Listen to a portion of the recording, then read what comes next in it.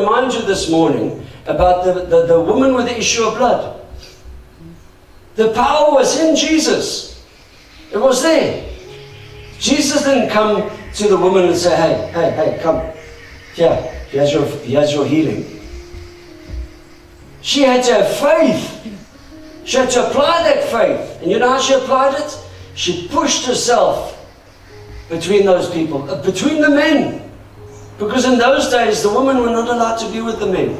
The woman had to stand back. The men were there. The woman was not allowed to touch a man. Do you know how much faith that takes? You need to understand that culture to understand what she had to go through. She had to push herself between all those men. And if I can just touch the hem of his garment, I will be healed. And the moment she touched his hem of his garment, the Bible says Jesus felt the power leave him. And he stopped. See, faith stops Jesus in his tracks. And he turned around and he said, who touched me? You see, your willingness, your faith, your willingness to be used touches God. It stops God. It draws God's attention. It says, here is someone that wants to be used. Here is someone that's willing to be used. I can use this.